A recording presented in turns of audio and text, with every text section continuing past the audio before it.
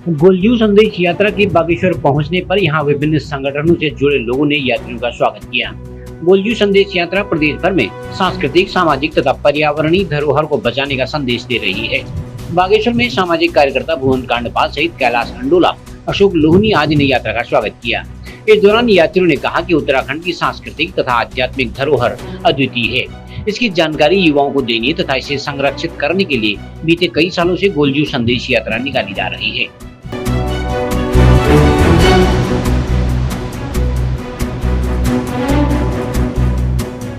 गोलजू संदेश यात्रा जिसका शुभारंभ आज से 3 वर्ष पूर्व इस बागनाथ की पवित्र धरती से हुआ था, ये तीसरे वर्ष इस बार होने जा रही है और 4 नवंबर से ये आरंभ होगी।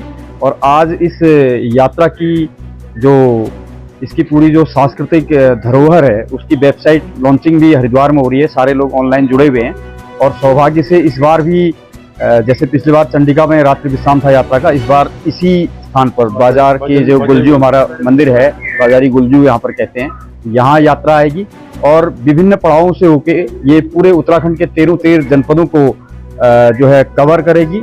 और इसमें संस्कृति के साथ साथ लोक जीवन और लोक कलाओं का भी समागम देखने को मिलेगा।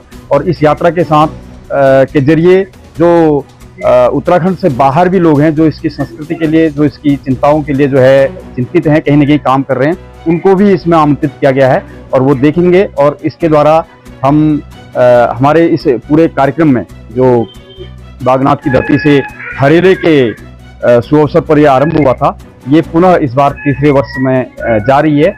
और उत्तराखंड की ये सबसे लंबी यात्रा है जो लगभग 18 दिवसीय होगी और विभिन्न देवस्थानों के साथ जुड़ते हुए ये यहाँ आएगी। क्योंकि हमारे उत्तराखंड के जो लोक देव हैं, दोनों देवता हैं, घर घर में जो पूजनीय हैं और उनकी बड़ी कृपा रहती है। तो इस यात्रा के माध्यम से सभी संस्कृतियों को, जो सुदूरवर्ती क्षेत्रों की संस्कृति है, बाजे हैं, लोगों की जो पूजा पद्धतियाँ हैं, लोगों की जो जीवन शैली है, उसका समागम देखने को मिलेगा। सभी से निवेदन है इस यात्रा में शामिल हों और इस उत्तराखंड की जो विकास की यात्रा है उसमें भी सब लोग भागीदार बने। अपनी धरोहर सोसाइटी उत्तराखंड के तत्वाधान में हर तीसरे वर्ष गोलजू संदेश यात्रा का आयोजन होता है। इस साल ये यात्रा हमारी पहले अप्रैल महीने में होनी थी, लेकिन विधानसभा चुनाव को मद्देनजर रखते हुए अब भैया दूज के दूसरे दिन यानी कि 4 नवंबर से जो मूल स्थान गोलजू का है चंपावत में, वहाँ से यात्रा का शुभारंभ होगा। 19 दिवसीय यात्रा विभिन्न पड़ावों से होते हुए 25 तारीख नवंबर को इसका समापन चंपावत गोलजू मंदिर में होगा।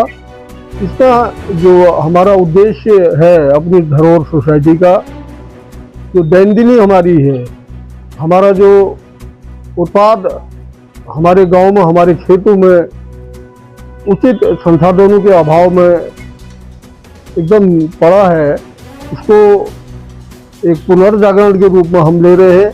हमारी कृषि का क्या प्रकार होगा, हमने यांत्रिकी में कहाँ तक हम आगे बढ़े हैं, इस संबंध में हम वैचारिक प्लेटफॉर्म में भी काम कर रहे हैं।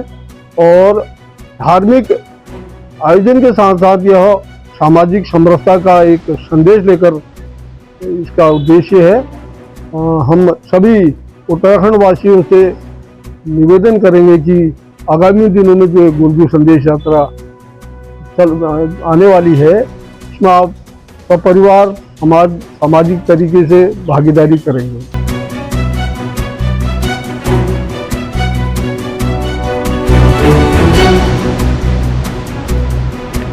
CCN न्यूज़ के लिए ब्यूरो रिपोर्ट बागेश्वर।